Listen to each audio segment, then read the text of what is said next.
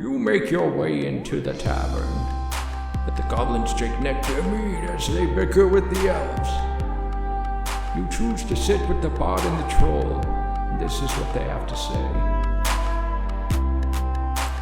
say. Greetings, adventurers. Welcome to episode 5 of the Troll Bar Tavern. Dun dun dun. Dun dun dun. Number 5. You're hanging out with Jake the Bard.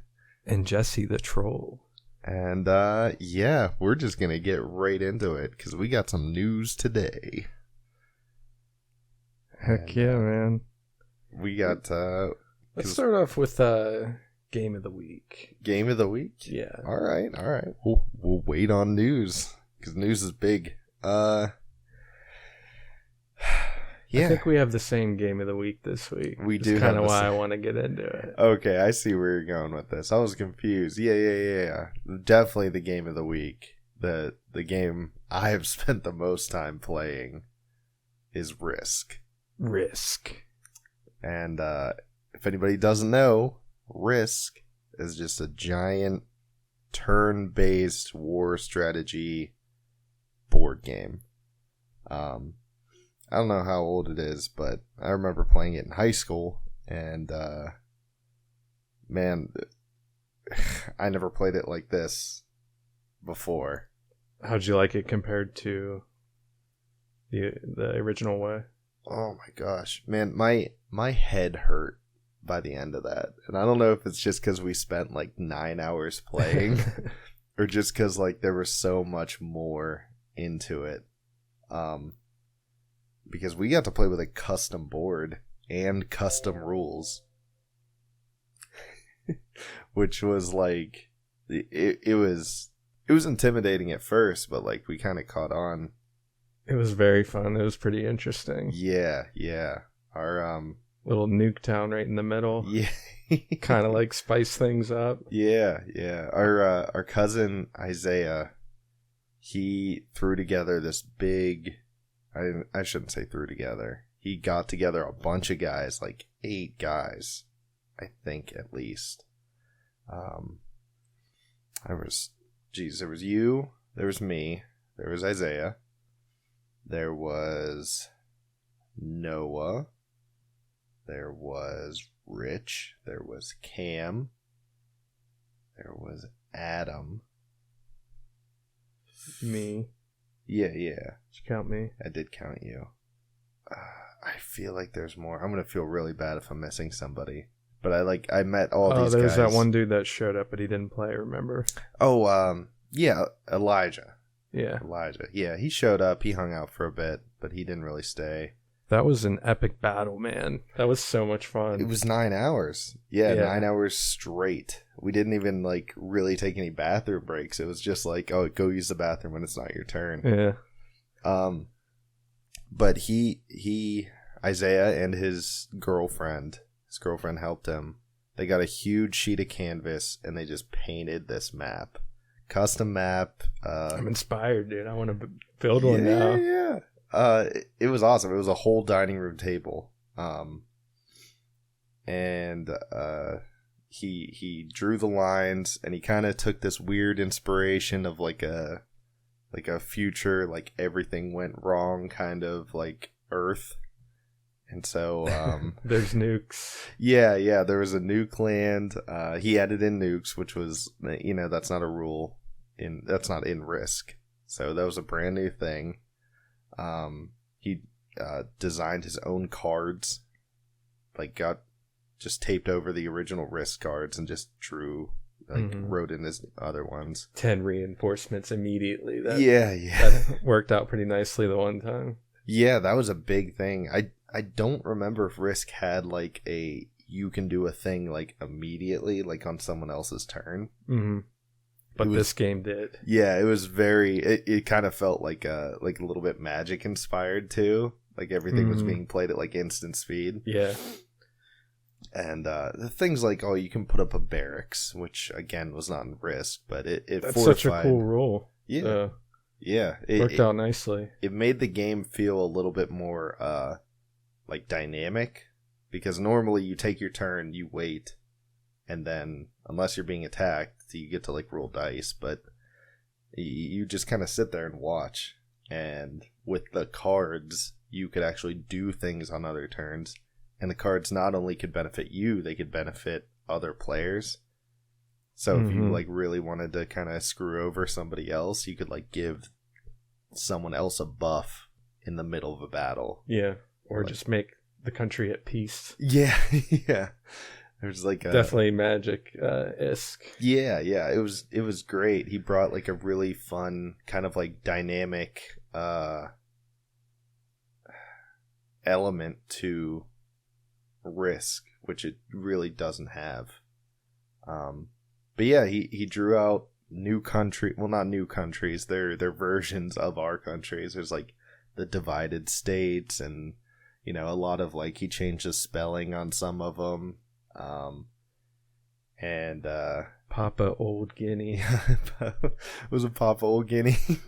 That one was I should have funny. nuked that right off the bat, man. That would have changed the game for me. Yeah.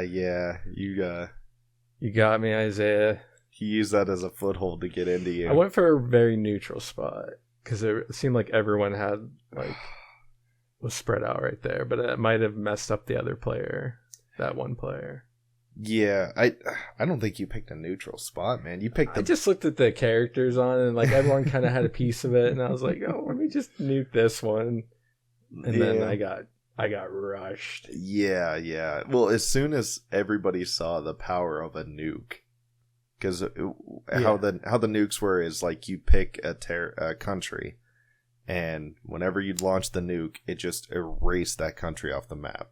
Like you couldn't travel through it. You couldn't. Every troop in there died. Every barracks in there died. So as soon as you wiped a country off of the map, everybody was like threat, and just swarmed as quick as they could. Yeah, Isaiah came in like it was nothing and just took over half of it. Yeah. And then the rest of the game was us just stopping Isaiah from getting the nukes. And then Rich started to get it. And he added teleportation in the game, which is awesome. I think this was the first time I actually ever played Risk. Yeah? Yeah. And it was awesome. You see, you don't have like the comparison to like, dude, you go and play Risk now, you're going to be like, this is so lame. Like... How do I teleport? Yeah. Come on. Because he added in money, too. So, like, you get troops based off of the country and money based off of the country. And that's how you buy the you can buy the cards with it. You can buy the barracks. Mm-hmm. And you can buy the teleportation. Yeah. It was also a bartering tool. Because I know Adam started paying Rich to, like, stop attacking him, I think it was. He was like, man, I'll give you like $3 billion if you just leave me alone for a while. That was great. Yeah, no, it was super awesome. And Isaiah said he spent like a week like making that and planning it out. And even when we got there, he was still like not done. Like that's how much time it took to set that up. And yeah, that's awesome. Yeah, how much effort he put into it is just like he had a week and he still couldn't finish it. Shout out to Isaiah. Yeah, Isaiah, man. Like I never I've never experienced, especially Risk, but any board game where someone took like a board game and just really made it their own. I've never experienced anything like that. Like sure, D&D, blah blah blah, people make their own campaigns, but like this was like he took something and he just like threw it into some radioactive goop and just like made his own monster, man. It was intense. He ended up nuking me at the end for revenge when I doubled my troops on that spot. Yeah. Great play. Yeah. Same thing happened to me. I was gonna make a big push, got all my dudes, went to double, and then I also got nuked by a card. Yeah. There was a new card. But man, I mean, it was 9 hours. We could spend 9 hours talking about it because it was so intense. You want to hop into your news? Yeah. Anything else about Risk you want to? I don't think I have any Risk news. I will talk about something that I didn't talk about last week because I forgot about it and we got into other things. A couple weeks ago, out in New York City, there was a professional Pokemon player. And his name is Wolf Glick, and I think his handle on YouTube and social media is Wolfey, WOLFEY, capital V, capital G, capital C, Wolfey VGC. He's a world champion Pokemon player, and he got a hold of a shoe store called P448, and it's like some pretty upscale like shoe store, and they hosted a Pokemon gym event where him and I believe 3 other people were the gym leader and like the gym trainers, and people could show up with their Switch, and I think they were playing on Scarlet and Violet, the newest ones. Oh, snap. And they could come and battle the 3 trainers, and if they got through all 3, then they could challenge the gym leader, which was Wolf. And if they made it to him, he handed them like a teal gym badge. But if they beat him, he handed them like the purple gym badge, which was like you beat like a world champion player. Dang. Yeah. I mean, it obviously it wasn't his team. They picked a theme, and their theme was water. So like all his Pokemon and all the trainers' Pokemon were water. So like there were some people that just like had a full like electric or grass team and just like stomped their way through. Oh, really? Yeah, I was gonna ask if anyone beat him. Yeah, a couple people did. I don't know how many, but I know a few did. And again, that's because he was limited. What's his name again? Wolf Glick. Wolf Glick. Yeah. WOLFE and then GLICK. It's a pretty sweet name. But they had a big TV out on the street, and they were streaming the battles from his Switch out onto there. So people got to see his Pokemon and the movesets and his strategies and stuff like that. So they got a little bit of heads up, but it was more about like bringing people in, because people were lined up, and they were like interviewing people in the line, and they're like, hey, oh, that's awesome. Yeah, they're like, what are you guys here for? And they're like, we don't know, we just saw like a line and everyone was hyped, and there was just like people who had no idea what they were doing, didn't have Switches or nothing. That's awesome. Yeah, but there's a bunch of like swag, and like he did like a photo shoot with everybody because he is like a world champion. And I think there was like, stuff you could buy, swag. Obviously it was a shoe store, so you could buy like their shoes. But yeah, it was just like a big sort of like event that he put on to give like some I don't want to say a small business, I don't know how big it is, but like a local business, just some like extra foot traffic, because there were like tons of people there, and it was in New York too. So, but it just really, dang, we should have went, dude. It was cool. It just brought everybody together. Do you have either one of those Pokemon? I do not. I have Shield, which is old now. Scarlet and Violet are the new ones, and that's on the Switch. So I really want to get them now, because like it seems fun. Yeah. And like, I mean, you could do that relatively easily. If you've got a Switch in Pokemon, and you've got maybe a couple other people with Switches in Pokemon, you could like start advertising and like do it at like a Pizza Joe's or something like that. People could show up.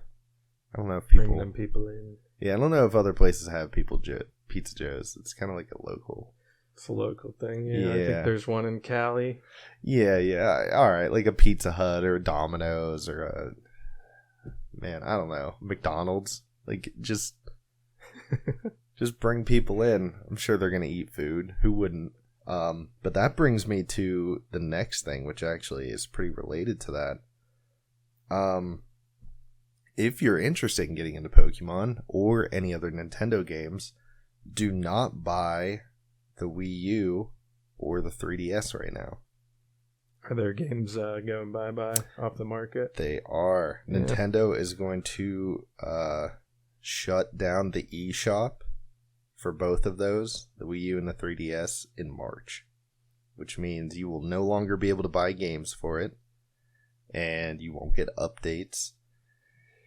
And there's also, what is it, Nintendo Life, which is, they do like news articles and stuff for Nintendo. Talked to a former employee and says that they're within a couple years of shutting down the servers for both completely. Which means... You can't play those games online. Nope. You can still play your physical copies. That's what happened to PlayStation 3. Mm-hmm. You know, all the servers just kind of disappeared. Yeah, it's what's going to happen. It's already in motion. So if you're looking... Dude. We got the Retroid Pockets if we want to play those games. That's exactly it. I was going to say, you buy a Retroid Pocket or some other mobile emulator. There's a bunch of good ones out there. Yeah, or just buy the Switch. The Switch Lite is pretty much as close as you're going to get to like an actual Nintendo Game Boy anymore. And it's just a smaller Switch. Dude, that just reminded me. Mm. A handheld you'd really like, I think. It's definitely... Price is a little up there, but I'm sure it'll drop soon. It's called an Analog Pocket. Okay. And it's just a nice little black square. Looks like the old Game Boys, like size of a Game Boy Color, basically. Mm-hmm. Has a nice 3.5-inch LCD screen. Mm. And it's got a cartridge in the back that plays Game Boy games and Game Boy Advance games. They built this thing. Yeah, they built it. It's not run off of an emulator. It actually plays the games. I think you can emulate on it as well, but yeah. As far as that thing in the back, it reads it like a legit Game Boy, and it has a nice updated screen. It's got two little buttons, R1 and an L1. Yeah. It's called the Analog Pocket. Analog Pocket. Yeah, I'll definitely look that up. Check that out. Because I still have all my Oh, you still have all your games. I do have my games, and I have a few Game Boys. They're probably in a box somewhere. I tried to look for them the other day, and I was like... Couldn't find them. I was like, where's my SP? Where's my regular DS? Like, where are these things? Sure, it's somewhere. I'm hoping it's in a box somewhere. Otherwise, I'm not rebuying them. I'll buy that analog thing. Yeah. Because they're getting pricey now. It looks great. You can actually set it to make it look like the old Game Boy, like the original Game Boy, that dark green, like green and black, and it's like bright. You know, it's nice and bright. Yeah, it's actually backlit this time. They're very nice. Man, that does sound awesome. They've been out. It's been out for I think over a year now. Yeah, I think so. Yeah. So first I'm hearing about you could see a price drop soon. That would be really sweet, actually. Yeah. What else, dog? Well, speaking of some other games, where are we at? There we are. Metroid Prime Remastered is available in the Nintendo eShop for $40. Nice. And I believe that's the GameCube one. And they remastered it. It's right now, it's only a digital download, but they're saying that the physical editions will be out on the 22nd of February.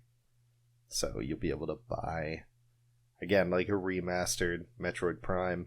That is awesome. For Switch. And another one that's not on Nintendo, but Dead Space 1 has also been remastered. I did see that. Yeah. And I think I got my date wrong, so it says January 27th. It's already out. That's probably why. Mm-hmm. But yeah, if you're a fan of Dead Space, I played it. I'm not good at it. Horror games in general. I'm a little too jumpy. Oh, yeah? Yeah. Just like shaking the whole time, and like my mouse goes crazy. I'm not good at them. Jump scares get me all the time. Especially when you got like the noise canceling headphones and you're alone in the dark staring at a screen. Like they get me every time. Oh man. But yeah, if you're looking to get back into Dead Space, remastered Dead Space 1 is available. It is out. Get it. I got more, man. I can keep going. You wanna take a swing at it? Taking a swing. All right. There is a big update coming to old school RuneScape. Oh, is this the? It's not the new skill. It's not the new skill. Something else. Yeah, it's the something to do with Frontier. You're close, my dude. Ugh. Keep guessing. You got the first letter right. I don't know. Is it a woodcutting thing? It is. They got a bunch of pictures of trees. That's all I know. Oh yes, there is. So it should be. It's a big update for woodcutting, and it should be released. I'd say within a couple months. I sure hope. They're finally adding a 5th magic tree to the game.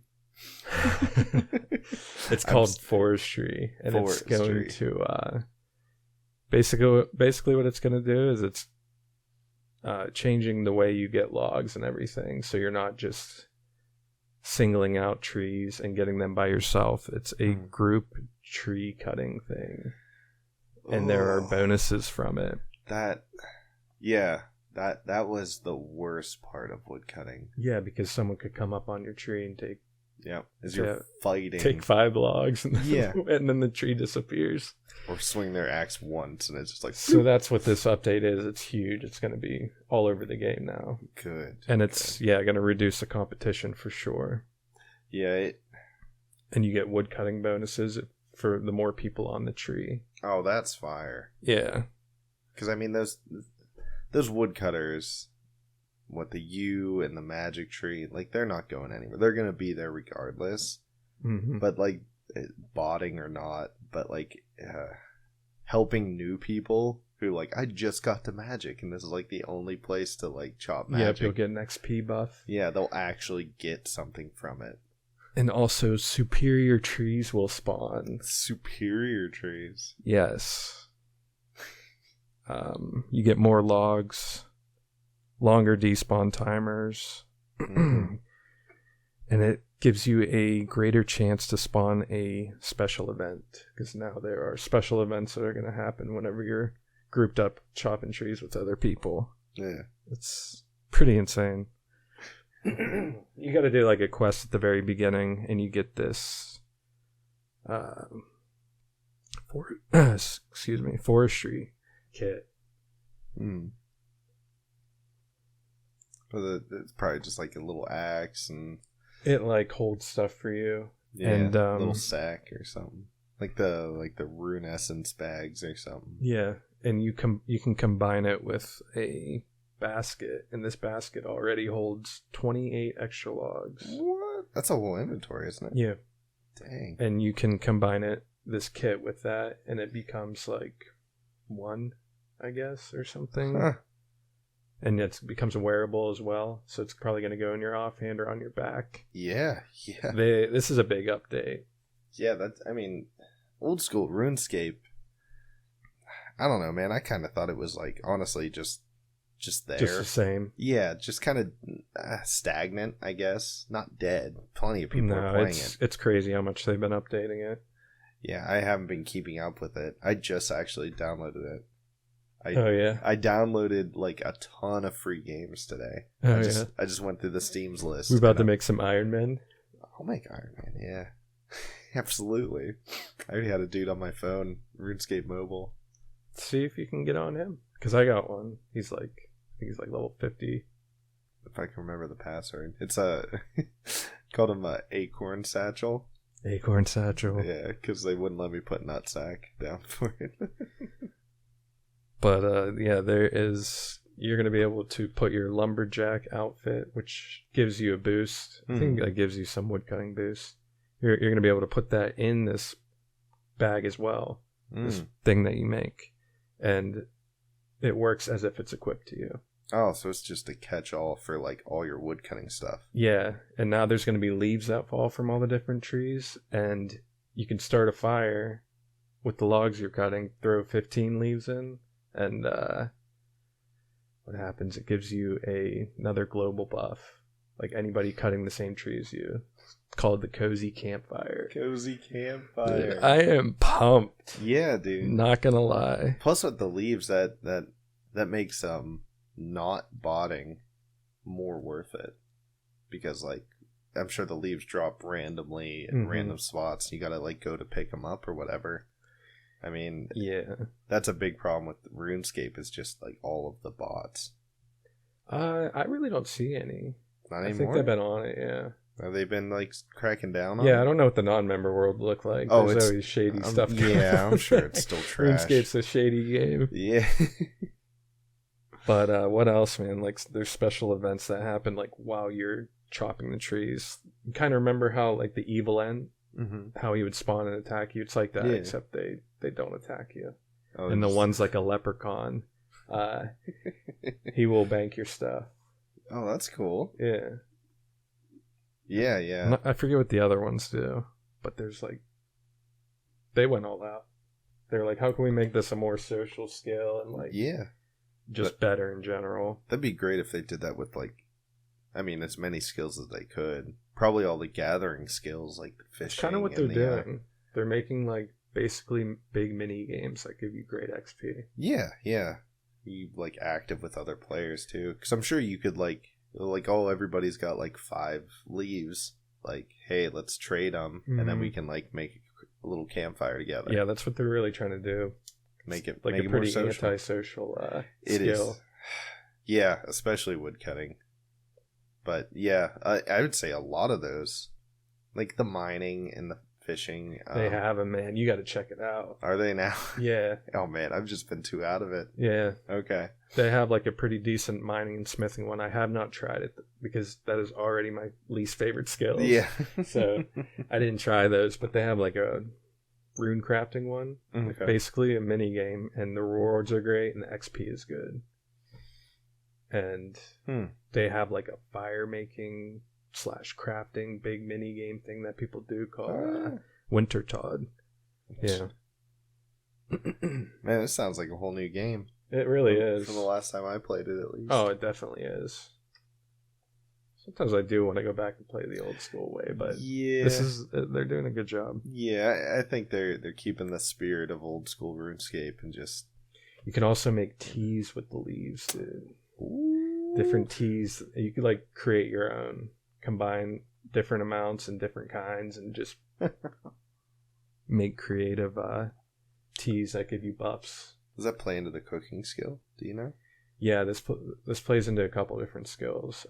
Herb lore and I want to say definitely fire making.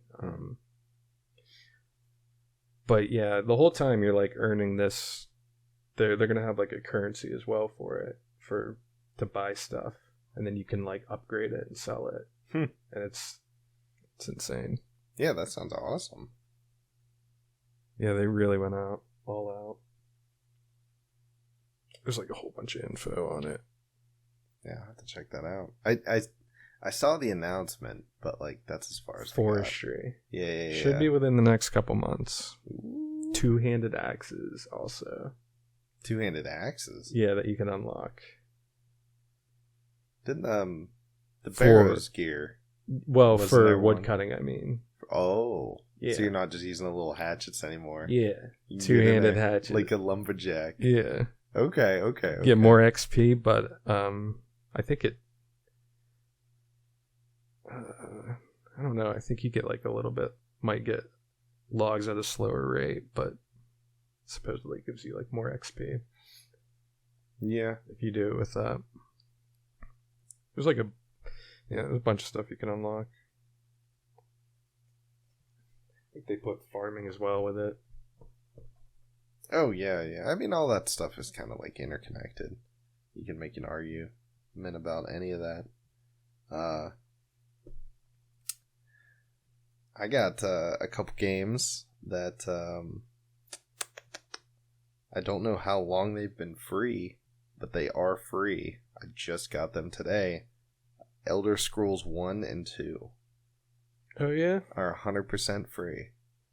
Where'd you get it on? Well, you can either download them from Bethesda.net, their actual website. I got them on Steam, but they're also free on Steam. And that's Elder Scrolls Arena and Elder Scrolls 2 Daggerfall are free. Throw back. Yeah. Elder Scrolls Arena was their first game, and man, it looks like a Doom clone, honestly. Like the graphics and the first person view, and you're just kind of like running through dungeons, just like hool, and just like slashing goblins. I've never actually played them, but just from like the screenshots, it looks like a Doom clone. And the second one, it's got better graphics, but I guess it's 3D. Yeah, but just barely.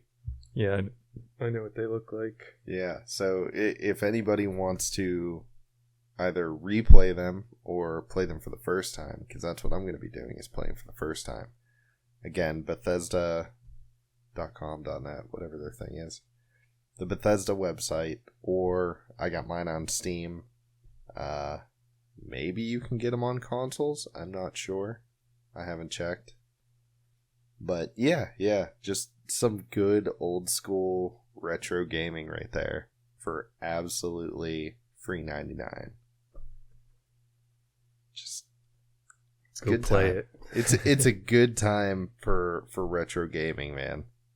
It's funny because me and Josiah a couple of weeks ago were talking about like how more difficult Morrowind is compared to like Skyrim. Oh, absolutely. How everything's in a journal and you have to kind of figure it out yourself. Yeah. And I'm sure those games are even tougher. I'm sure they're even worse. Yeah. They're just like, go find the wizard, and you just what wizard? Yeah, is he in this area? Is he in this dungeon? Like, good luck. What's he look like? What's his name? Good luck, buddy. I don't know when they started doing like quest markers on the mini map, but whenever it's Oblivion. Well, yeah, in the Elder Scrolls world, yeah. I mean, I was speaking more like in general, but like once they did that, it just made the game so much easier to play. Mm-hmm. You didn't have to really memorize maps or remember what this dude's name was. Like, go speak to Jebediah, and you're just like, all right, which village was he in again? Did he have hair? I can't remember. And you gotta like go to each house and like, are you Jebediah? Are you Jebediah?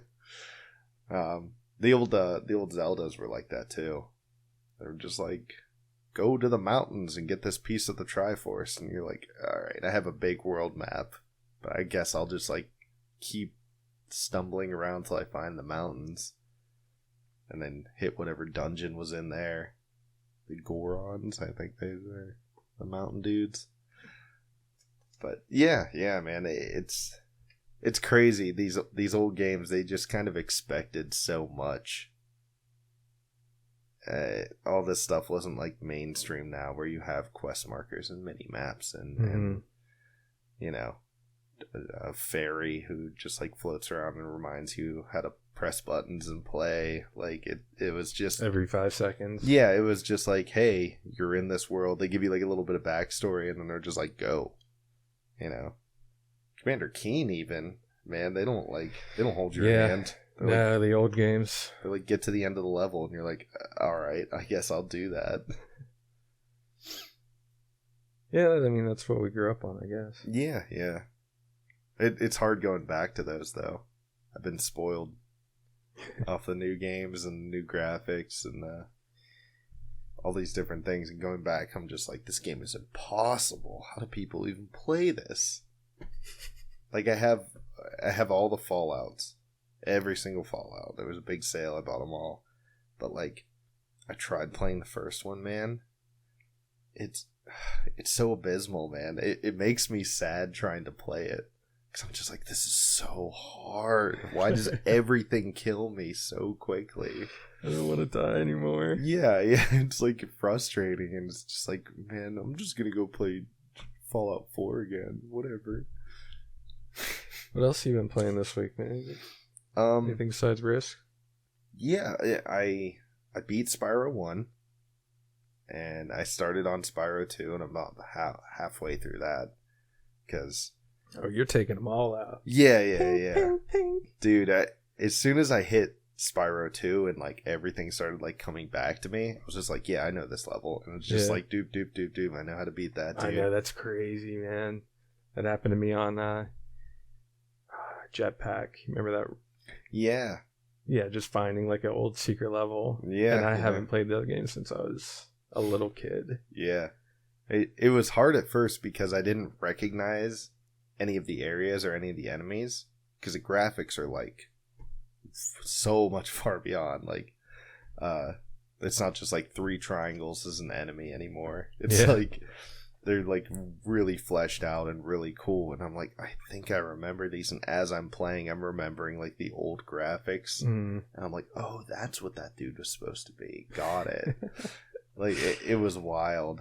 Oh, wow, it's that big of a difference. Yeah, dude. Yeah, we should we should look at a side by side after this. I'll show you how different the graphics were. But yeah, I'm gonna play through Spyro 2, and then I'm gonna play through Spyro 3, and then I'm gonna start Breath of the Wild in preparation for the new Zelda. Oh yeah, which is soon. Yeah, next month or next couple months. We talked about it last week. I think you said May. Yeah. A couple months. So that's coming up, so I want to get ready for that too. And, yeah, maybe a Pokemon game. I bought Sonic 2. Sonic Adventure 2. Oh, yeah. I think they did a little work on it, because it's running at 60 FPS. Oh, yeah, they computer. had to. Yeah, so... Does it stop at 60? Yeah. It doesn't. It definitely doesn't go any higher than that. But it's the same game. I think the graphics are a little bit better, but not by too much. How far you gotten it, man? Oh, not far at all. Yeah. I had my son play it, and he was just trying to get this stuff, and there was just like a pit and like pillars to jump on the first level. And he just kept trying to jump on these pillars. I was like, dude, use the stairs. And he's like, I'm trying to use the stairs. And I'm like, no, not the pillars. Use the stairs. And he's like, I'm trying to use the stairs. And give me that controller. I grabbed the controller and I just like turned the camera and I was like, use the stairs. Because he died like 5 times. So he's like, oh, okay. I didn't know about that. All right. But yeah. And I think that's his first Sonic game he's ever played. So he had no idea what he was doing. That's the best one to start off on, maybe. Yeah, because like I know it, and so like I could actually help him through it. Mm-hmm. And did you show him the little guys? Yeah, he just got to it. Like we just got into the first one. I was like, dude, you get ready, because he was like picking up animals. He's like, I found a bunny in this level, and I was like, yes, get the bunny. And like the robots drop like little crystals or serums or whatever they are, and they don't like change the appearance of your child. They just give it whatever stat color it is. But the animals are better, because one, you can like make your dude look like a bunny or a bear or a leopard or whatever, and the most animals give more than one stat, so it's not just like pure strength, pure speed. It's like a lot of strength, a little bit of speed, and like some endurance, blah blah blah. Or but I have to basically relearn that game, because it's been well over a decade since I played it. But it's yeah, funny, I was just playing that a couple months ago. Yeah. I think we talked about it, not on the podcast, but like a while ago. Mm-hmm. Yeah, but it was on sale for like $3, and I was like, I gotta get it. I gotta get it. $3? Come on. And yeah, that's I've been playing that. Again, mainly Spyro. Risk took up that entire Saturday. But yeah, that was I played that game more than anything else this past week. Risk. So yeah, it takes my game of the week spot. Yeah, man, it's hard to beat like a 9-hour just gaming session. I haven't done one of those since like early college days. But yeah, man, that was so much fun. He was talking about hosting one of those like every month, Mm-hmm. and he's like, "Oh, I can't get people to come," well, like blah blah blah. And that's why he did the if you win, you get the $50 or whatever. It's like it's the only way I could get people to come. I was like, dude, we'll come for free. Yeah, Like, we'll bring people. Yeah, we'll bring people. We brought soda and stuff like that. Like, he didn't ask us to do that. We were just like, yeah, no. I mean, you're It's hosting. fun. Yeah, because it's hard to feed and I was gonna say not bathe. Entertain. Yeah, like 8 people. Bathe them with Mountain Dew. It's expensive, man, and it adds up So really we quick. should throw up some of those pictures on the social media. Yeah, I'm going to. Yeah. I got to give him a shout out. I kind of wanted this to air. Well, us to do this first. But yeah, no, it'll be good. I got plans for it. I got some cool little shots too. Just like a bunch of fiends just staring like at this, like just smoke coming out of their ears. Just like, how do we take back Nuke Land? Dude, a Vita emulator just dropped. It just came out. A Vita? Yeah, PlayStation Vita. Oh, right. Okay, And, I'm with you. It says it can run up to, I think they said 500 games or something, but as far as the testers have shown, this is for Android. It's called Vita 3K emulator.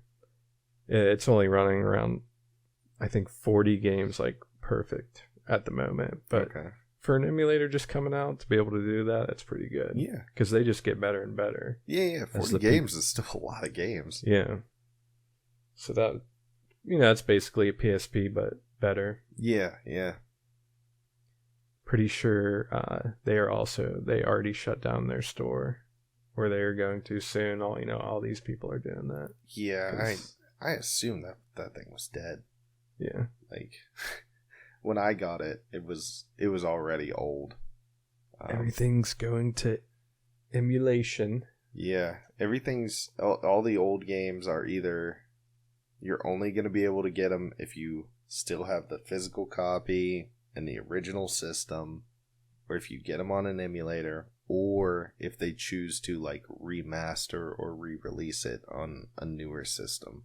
Mm-hmm. But I think the Switch is kind of like it kind of feels like it's the final like stage for Nintendo, because like Nintendo made the Game Boy and it just kept making better versions of the Game Boy, and I think now that it has the Switch, it's just going to keep making better versions of the Switch, along those same lines.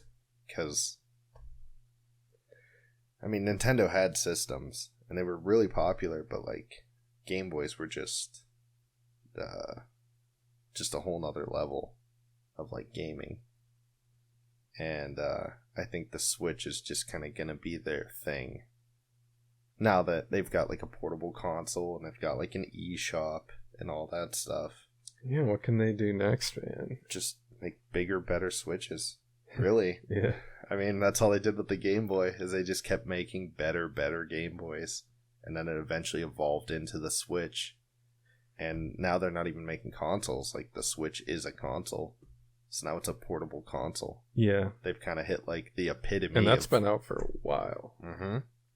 I mean, they have a couple. They have, like, I think there's an extra large Switch, and there's a Switch Lite, and stuff like that. But, yeah, I think whatever the next gen console is for Nintendo, it's just going to be like just a better Switch. It's going to have to be a VR Switch or something. Yeah. Like, it's just going to have like another level, but it's just going to be a Switch, but better. Like, I mean, PlayStation is just kind of like PlayStation 1, PlayStation 2, PlayStation 3, PlayStation 4. Like, it's just going to be that. But I think they finally found like their thing, and I think that thing is going to stay for a really long time. I like the Switch. Yeah. I actually want to get a Switch Lite now That way I can take it and go and play Pokemon like wherever I want. Yeah. I think that would be awesome. But I hear you, man. if I take the Switch, like my kids will freak out. It's like I can't play Minecraft. So I'm gonna have to save up and buy my own Switch Lite. And just You should be able to get one for a decent price. yeah. I mean, honestly, Cheaper than an analog pocket, sadly. is it really? Yeah, you could definitely get a Switch Lite for cheaper than an analog pocket. Well, I might get the Switch Lite first then. Because for a while I was buying every Game Boy that ever came out. Like a new Game Boy came out, it's like, get it. Dude, yeah, but you do got to check it out because it is so slick. Yeah. It looks great. Yeah, I would love to have it because the Switch isn't going to play Game Boy and Game Boy Advance games. Mm-hmm. I don't even know if they can play... I don't think they can play DS games. You can. Is there like an adapter for it? No, you could format a Switch so that it could run emulation. You could do it that way. Okay. I see what you're saying. But as far as that, you're paying $64 for a Switch game, buddy. Yeah, no. I'll probably end up getting a Switch Lite. Yeah. And then... Heck yeah. I mean, if I could find like a group of dudes that were like playing Pokemon, because it's really boring to play Pokemon by yourself. Because like you beat the game, sure, you beat the Elite Four, great, get all your dudes to 100, cool. And then You're always trading as a young child. I remember you throwing down with your boys and doing something over there. You had to, man. Like that was the end game content was like trading, trying to collect all. At the time, 250 Pokemon, and then, battling other people's, like, these are my favorite Pokemon, these are my best Pokemon, like, these are the dudes that I beat the Elite Four with, and it's like, cool, let's see whose team is better. Like, let's throw down. Dang. Yeah, that's the end game content for Pokemon. That's what you're trying to reach. That's why there's still a competitive scene for Pokemon. That's crazy. Yeah, there's nothing to do but battle after you beat the game. Pokemon's huge. Pokemon itself is the most successful franchise to ever exist. Really? Mm-hmm. Because it's in every aspect. It's got a card game. It's got video games. It's got toys. It's got clothes. Anything you can imagine, they put Pokemon on it. It's the most successful franchise ever. That's crazy. Mm-hmm. And it all started in, like, the 90s. Like, 91, I think. Dang. Yeah. It's wild. And, yeah. I mean, you see any good footage of Hogwarts Legacy? I have been watching a little bit. Because, like, honestly... Looks good. I've been kind of getting into it, too. Like, people have been, like... I've been watching some of the YouTubers that I watch start playing it because it's the new hotness. It's what it is. But yeah, the graphics look great and the gameplay looks fun. Yeah, I'm hearing that the area to explore the entire game is just massive. Mm-hmm. Oh, it's supposed to be the whole school and like the surrounding grounds. Yeah. So like, it is huge. Yeah, and that is good to hear. Mm-hmm. I wanted to hear that, Yeah. It reminds me of Skyrim in a way.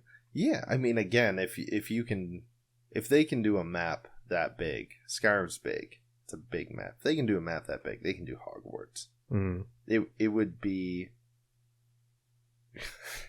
I don't know. It would be the biggest blunder if they like have the capability to create all of Hogwarts and they just didn't. Do it. Yeah. That's like adding Quidditch to Hogwarts. Yeah, I saw people on Reddit talking about it. They were like, they need to do DLC with Quidditch. I'm like, I hear you, buddy. It's such a waste. I hear you. It's such a waste. They're gonna have to, man. It's gonna be there. The modders are already attacking this game. So, do we have to do it ourselves? Yeah. Someone's gonna do it. We'll do it. Oh, speaking of a mod, another game I got today. It is free, but only if you own Skyrim Anniversary Edition. Think I got that. It's a standalone mod. Well, not standalone. I guess it does need Skyrim Anniversary. But it's called Arendelle. And it's a whole new game and a whole new system and a whole new thing built upon Skyrim's, like, the game. So it continues it basically? In a way? No, it's its own thing. Oh, really? Yeah. But it's like all of the graphics, all of like, they got their own voice actors. It's a big mod. And it's 100% free. I got it on Steam. I'm sure you can get it other places. How is it? I haven't even played it, man. I found it and I was like, Arendelle, free. That sounds like a cool game. And it's like, you need. And I remember seeing some gameplay of it. And I think the intro of it is like, you wake up in this weird world and there's like this, like, I don't know, some kind of demon or ghost or whatever. And he's like, destiny, blah, blah, blah, blah, blah. I don't know. I was looking at mods for a while. And Did you do your graphic mods too? Not yet. I'm gonna mess with that eventually. I do. Now that I got a new graphics card, I need to do that. You just reminded me. My PC will be built this week. Yes. And I'm so excited to have a computer again. Yes. That is big news for this channel. Is one that you're getting a PC back, a good gaming PC. It's been like 4 months since I had one. Yeah, which means that we'll be able to start recording videos. We'll be able to start editing videos. Yeah, coming up here, maybe next episode, maybe one after that, will be some video.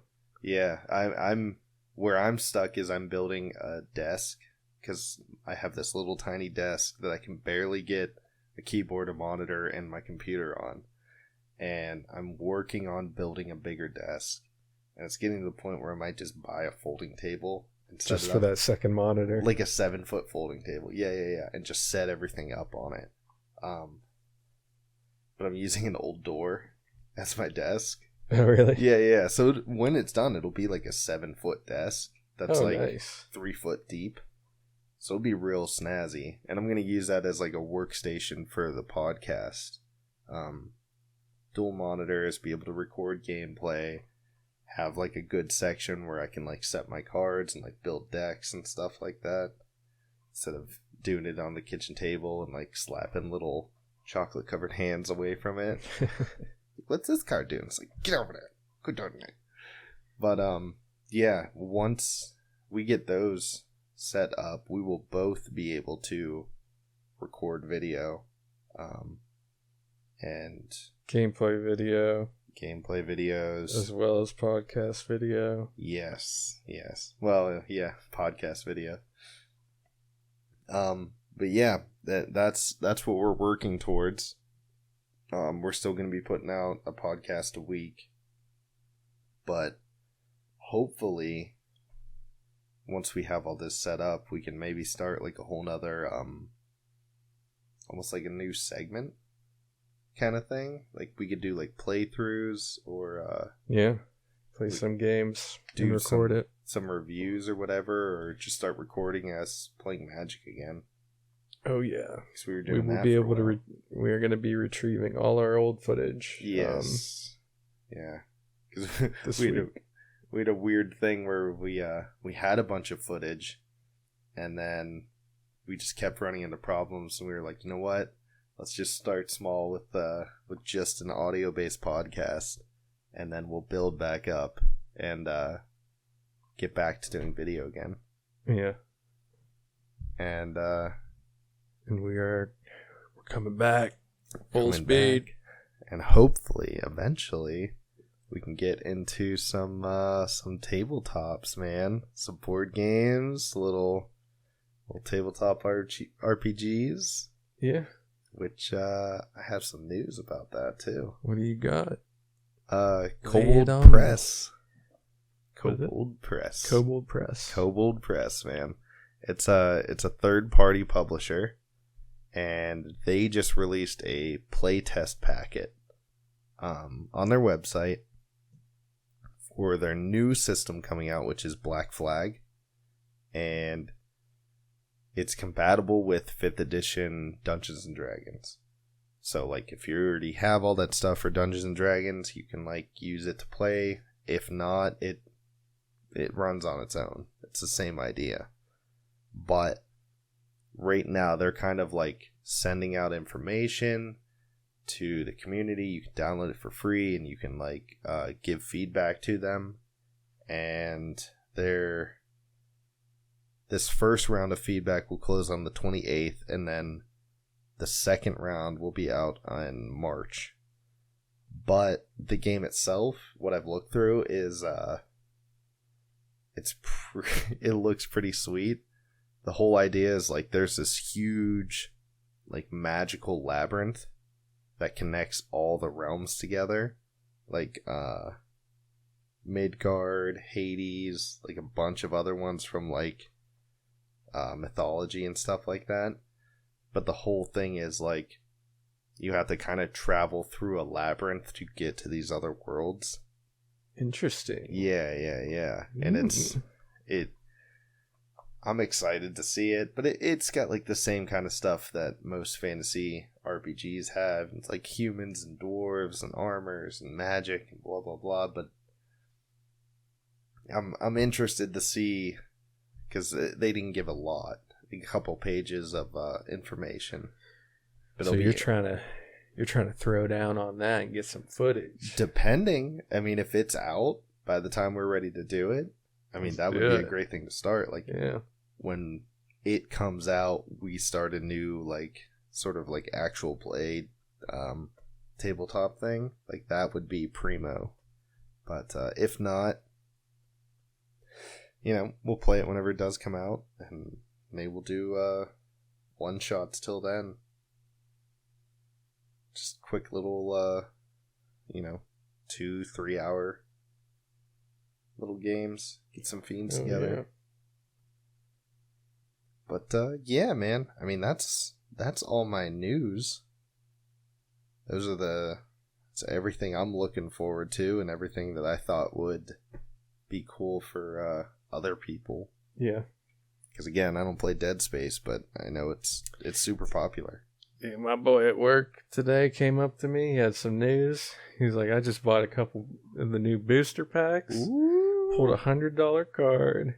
I was like, get it, son. Heck yeah. Yeah, dude.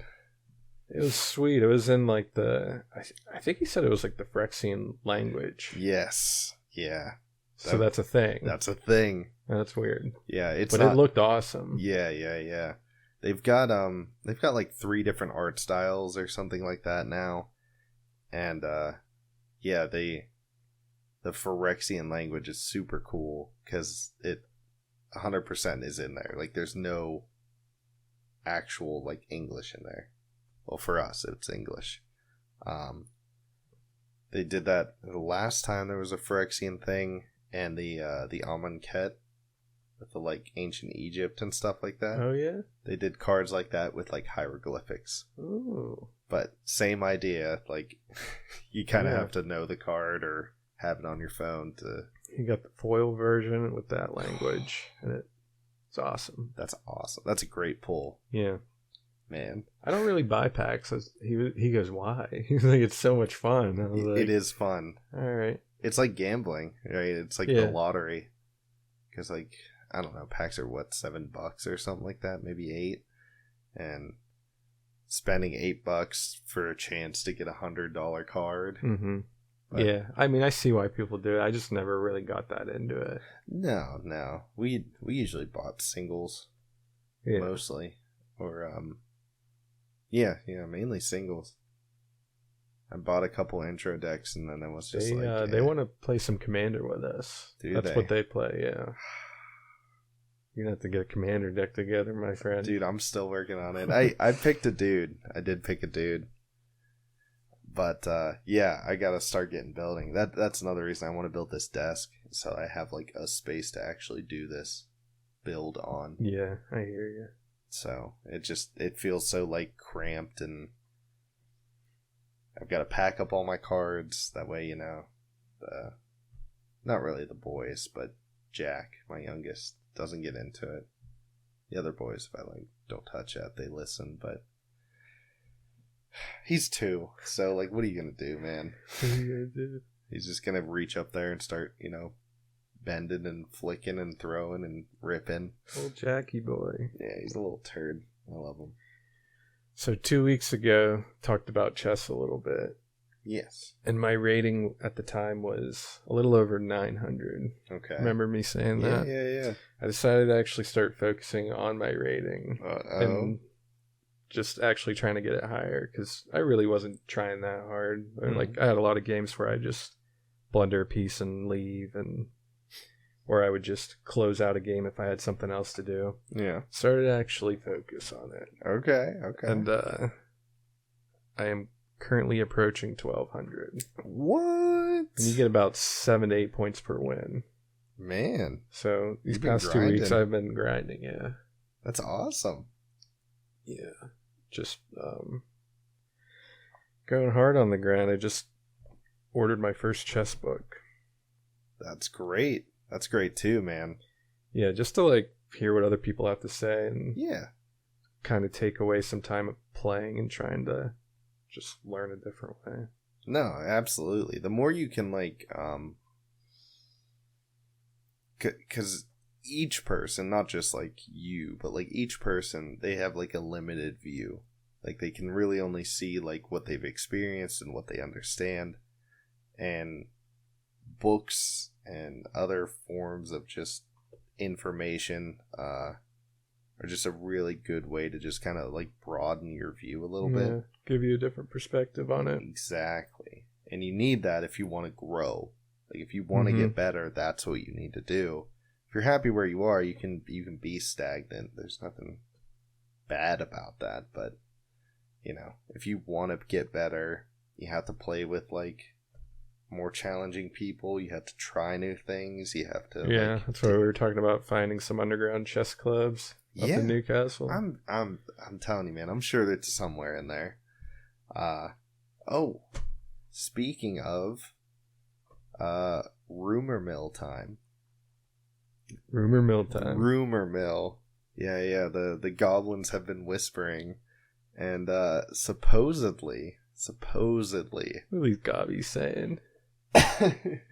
supposedly someone is going to be opening up a either card shop or gaming shop in Newcastle. Dun dun dun.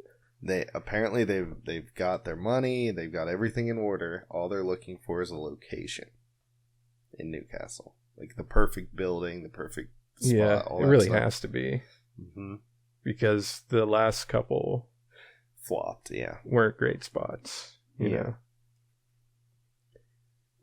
Yeah, they were down on Main Street, and that's good news. Yeah. I'm hoping they find a really good spot. I don't think Main Street is the place to go, because like there's not a lot of parking down there really. I think you might just kind of want to find like, I mean, we've got so many empty plazas. Yeah. And spots that would be perfect. Just tons of parking, just like a good kind of like open spot. Somewhere to throw down. Yeah, and again, it takes so little to play Magic. It's just table and chairs. Everyone else brings their own stuff.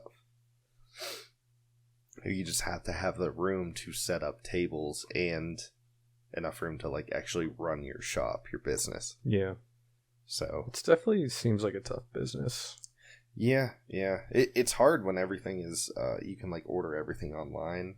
Yeah. And get like the exact cards you want and the exact like. So he needs to throw down some tournaments.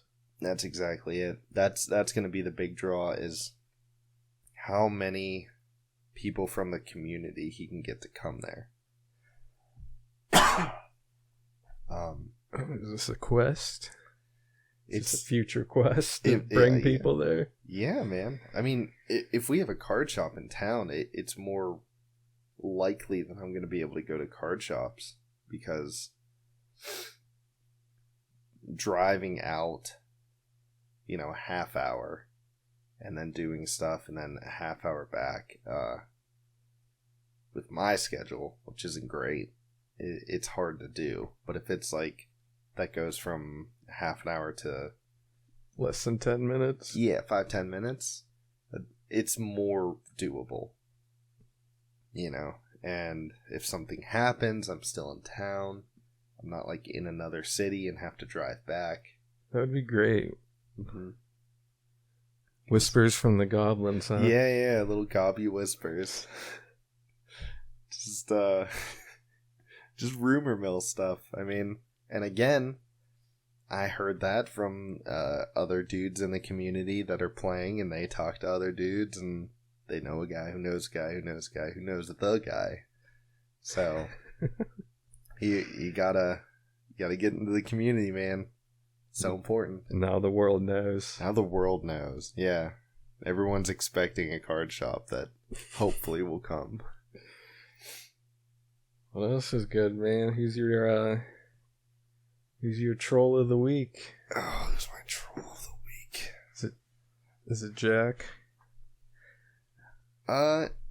No. You know what? I'm calling them both out. Let's hear it. It is Adam and Noah. Oh snap! From the Risk game. 100%. I had I was stuck in a corner, and I was slowly spreading out. And when people expanded, and I was like, hey, I'm going to stop here at this border. If you stop here at your border, we'll be good, right? Mm-hmm. I'm not going to touch you. You don't touch me, blah, blah, blah.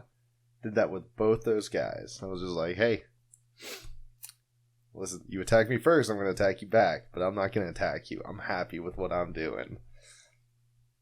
And both of those dudes got the whispers from Isaiah and some other people at the table just like, oh, Jake's a threat. Jake's building armies. Jake's got a lot of money. Stacking money and cards over there. And they just crashed through my border, and I'm like, cool, here we go. And just started like waging war back. And because you had 5 cards in your hand, right? Yeah. So how Isaiah broke it up was half of the board was, most of the countries were sort of like money focused. You didn't get as many troops, but you got more money. Yeah. And then the other side of the board was the opposite. A little bit of money, a lot of troops. So I was on the money side. So I was pulling in, at one point, $7 billion a turn. And I was able to constantly have a full grip of cards. Just 5 cards all the time, no matter what. I was popping up barracks like crazy. I was saving up to get like a teleporter going so I could like bring all the boys across the map. Yeah. But it was just like I was stockpiling. Yeah, I had a stack of money. I had a stack of cards, but I wasn't attacking anybody. And they just got it in their mind like, Jake's a threat. Jake's a threat. I'm like, Jake's not a threat unless somebody attacks him. Jake got attacked. Dude came in from Ireland. I ripped a hole through Ireland and then like retreated. And I was like, cool, hope he learned his lesson. Dude came in from Mexico, and I was like, that's rough, buddy. Started going after him from Mexico and like kicking up his dudes. And so they broke the treaty all at once. Yeah, the funny thing is the only treaty that actually lasted was with Rich, the dude on the opposite side of the table. Oh, really? Yeah, because he came all the way through, and he had that whole back corner and like that line all the way to where my corner was. Mm-hmm. I thought he was going to win for sure. Yeah. Well, he probably would have if we didn't all turn against him. Yeah, everyone kind of turned on the last time. Well, which was fine. Yeah, Isaiah had this the thing where if you control like, what was it, like 60% of the map, like one player controls 60% of the map, they win. Yeah, and he was really close. He was like about 10 away, right? Yeah, and if he had all his dudes lined up at the border, like so many troops lined up at our border, and I'm looking, I was like, if he goes through, he's taking all my stuff. Like, I don't have the military might to stop him. I got cards, I got money, I could pay him to stay away, but like he wouldn't do it at that point. No, so I had to I used someone else's teleporter to get behind, and I just knocked out like 11 of his places and then retreated. That way he would have to spend more time capturing more places. He was into it, and he was crushing. Oh yeah. He after a while, man, he stopped talking, and his eyes like didn't leave the board. Really? Like he was lasered in, man. Yeah. Because you could tell. I mean, he had the biggest army. He had the most territories, and he was ready to end the game. Yeah, it was after I got nuked, and after like I got kicked down by like 3 separate players, and I was just like, all right, I don't think I'm the threat anymore. And then everyone looked over, and then just like that half of the board is just yellow. It was a great game. Oh, dude, it was so much fun. It really was. People had to leave early, which I get it. It's like we started at noonish, and we didn't leave till like after 9. So it's completely understandable that people needed to like leave. Yeah, a couple of people tapped out. Yeah, but it was so much fun, man. I think it wasn't Isaiah's first time putting together like a board game sort of thing, but I think it was his first attempt at like doing a custom sort of scenario. Oh yeah, I think. And he nailed it. Yeah, it was great. Obviously, there's going to be problems. He was like, "Oh, I need to change like the wording on some of these cards, and like change some point values here and there." And he was already talking about making a second map. Yeah, he was so into it. Yeah, he was like, I was like, "Yeah, like definitely make a second map," because that other map isn't going anywhere. The nice thing is because it was on a big piece of canvas, he just rolled it up and folded it, and it was like it could fit in a box. It was awesome. Yeah. So they're your trolls of the week. Yeah. Shout out to them. Yeah, shout out to some border crossers over there. You said Adam and Noah? Yes. They we had a gentleman's agreement not to mess with each other. They broke it. I mean, it's war. Whatever. It was bound to happen. But yeah, it was just like out of nowhere. They just like pushed in and started wrecking my stuff. And I was like, whoa. I thought we had a treaty. Yeah. Meanwhile, Rich has like triple the army of anybody. And he's like, no, dude, we're cool. We'll hold the border. Don't worry about it. And I was like, man, you're a nice guy over there. How about you, man? You got a troll this week? Yeah, you just reminded me of who my troll is, and that would be Rich. With the yellow? Yeah, Rich. Yeah, that would be Rich. For every time I had to roll against him, he was smacking his dice into mine and rolling them over. So I'd roll a 6, and then all of a sudden it'd be a 2. I'm like, bro, what? That happened a lot. We were using the top of the risk board, or not the board, the box, to roll in. And it was like, you both had to roll at the same time. And it's like, cool. But people would roll into your dice. Yeah, and your dice, like a couple times I had like 6s, and then like someone else would play. Yeah, and I looked, I was like, but I didn't want to be that guy who was like, I had a 6. Oh, that was me. I know. I was like, whoa. Yeah, you were like, I'm gonna yell. What were you saying? You were like, I'm gonna roll second. Or you roll second. Like you were like, we I need was to like, take you turns. roll first. He was like, no, same time. I'm like, all right, same time. Yeah, I can tell you were just like, come on, man. Like, yeah, he earned the troll of the week. Congratulations, bud. I kind of think he was doing it a little bit on purpose. 100%. It was working for him, and he's like, oh, sweet. 100%. Just like, aiming for your 6s and stuff. That's a nice 6 you got there. No, but everybody there was super nice. We didn't have any problems. Everyone had fun. Yeah, it was a lot of fun. It's a competition. People get a little fired up is all. It's what it is. Who's your Bard of the Week? My Bard of the Week is, I think, your Bard of the Week. Yeah, for sure. And that's the Zaya man himself. The guy who made it all happen. Captain Isaiah. Yeah, Bard of the Week. He did it, man. He put together a great game. He got all the people. He got all the food. He got it all set up and all ready. Hosted it and everything. And kept us all in line, too. That was another thing. Yeah.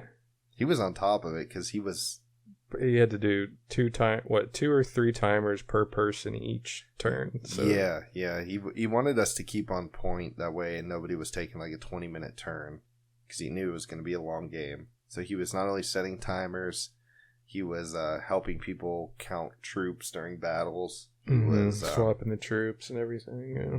He was reminding everybody of the rules, and he was handing out the money and the cards. Like, he busted his butt for like 9 hours straight to make that fun for us.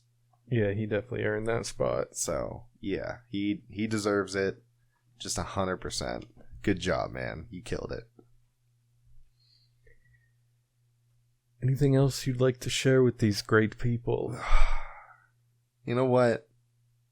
You're right. This is episode 5, and we have a lot of people that have just kind of stuck with us through this. Still listening to every episode, not only on Spotify but also on YouTube. A couple have even followed us on social media, which is awesome. Yeah, we're just want to give them a shout out. Yeah, we just appreciate you guys just being part of this, because otherwise it's just the two of us talking to ourselves in a room.